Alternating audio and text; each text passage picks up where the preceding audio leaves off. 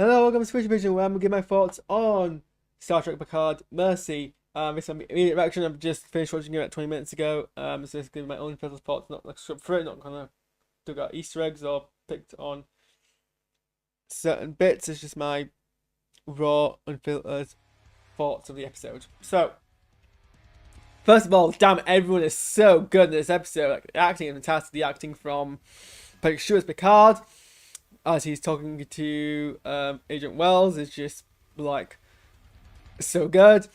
Like when he's kind of he just changes between kind of being very unhelpful and abrasive to being kind of very bluntly like giving him like the bare minimum details to when he finally needs to kind of basically break Wells and is like, you're stuck in your past. What happened in your past? All this so spot on. Wells is great in this episode. Like I fully believe that. I don't know, my mic clipped there.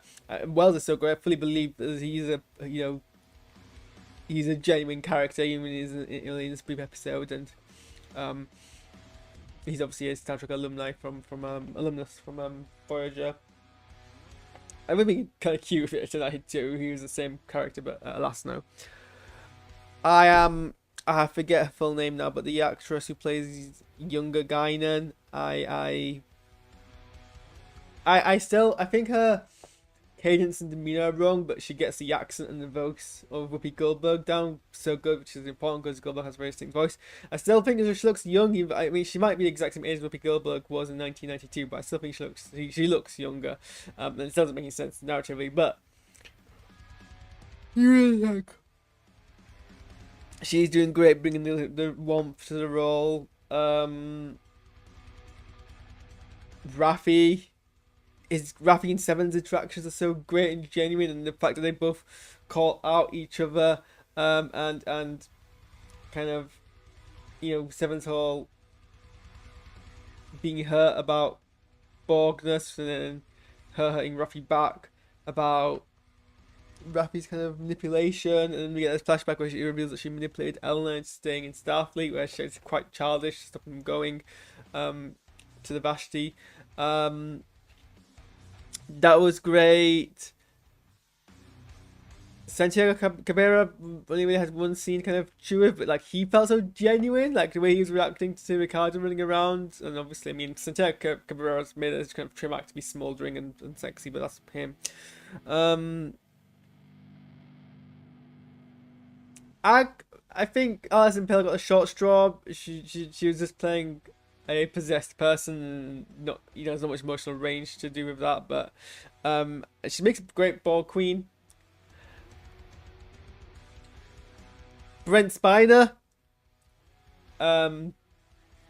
like generally that guy has so much range, and like his the kind of soul and emotions and anger and fear and possession and all that vitriol and venom, and like he makes such a great antagonist. Like I like how he keeps getting cast as antagonist now, but he makes such a great antagonist, and just like his whole,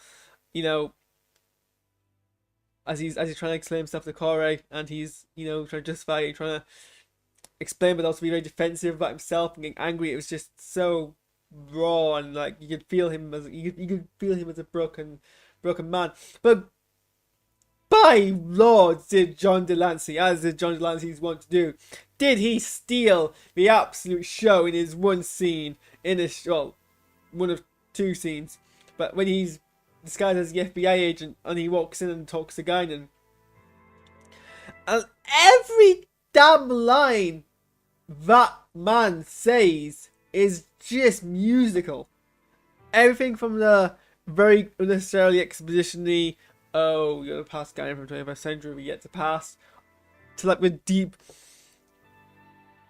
looks into the off camera, as he kind of off camera's that way, as he talks about his morale, his own mortality, and it's just I can't put into words. He just, every line he like takes, he has a skill where every word he says kind of deliberate and not used to it. Like, he is a phenomenal actor. Why is he not getting much more work? I could watch that guy like no one else. In fact, I have, because he basically is like the only, well, he's not the only person, but like he fronts from the Star Trek kind of virtual games, and he's such a good person. Oh, because the acting was so good, this episode was really, really great. Like, we got the like parallel storylines of Jurati and Raffi trying to track down Jurati. And we get some nice kind of bits. I mean, obviously they talk about a bit of their relationship and a bit about, and yet also like Seven's kind of whole talking about the trauma of her assimilation, which hasn't really been done. I mean, obviously the whole Voyager and the whole arc, but she was never she that was 20 years ago, and she's obviously become more human since. And so now we're getting to see a Seven who is more human and able to actually express, because she's now. I love that. I love how it's implied that in that 20 years time she's been able to like process her trauma more. Like, obviously the time we saw her on Voyager wasn't enough time for her to process trauma, and now it is. Like, we didn't need to see that happen on screen. We get to see what happens in between, and she's such a great character in how she's like talking about how she was assimilated and how much she lost, and it's such a stark difference to the Seven who was like embraced to Bogness while she was on Voyager and safe and with people who knew and trusted her. That was just like so good. And then yeah, so then we should be like, the Borg, use similar things to the batteries and modern mobile phones to help with the submission process, and she was trying to become basically more and more of a Borg.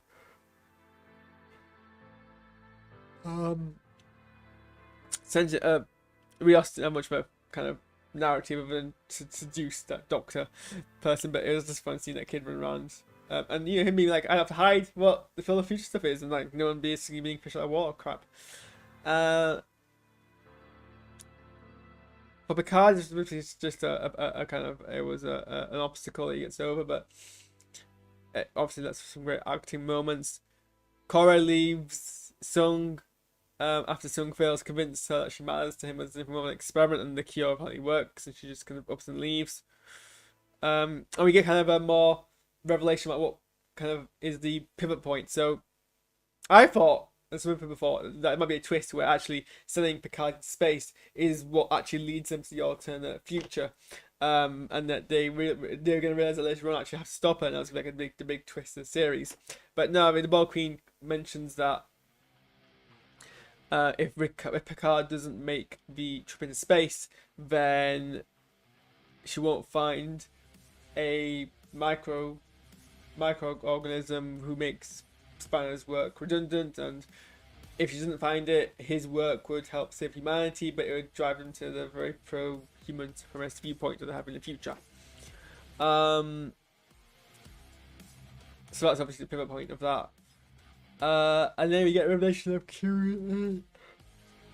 Oh, Picard speculated earlier on that when he met Q, he could tell Q was sick and not well, and Q is back down and basically confirms that Q is dying. And Q's whole thing, I don't quite follow it actually, but I think Q's whole thing is he felt that dying would be like really great and new and novel for an immortal character. It felt like it would feel, very kind of like a son reaching the end of its life.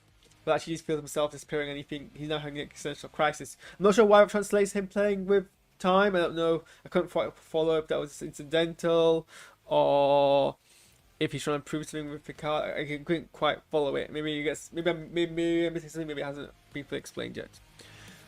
But yeah, and like there are shots in this episode that are like just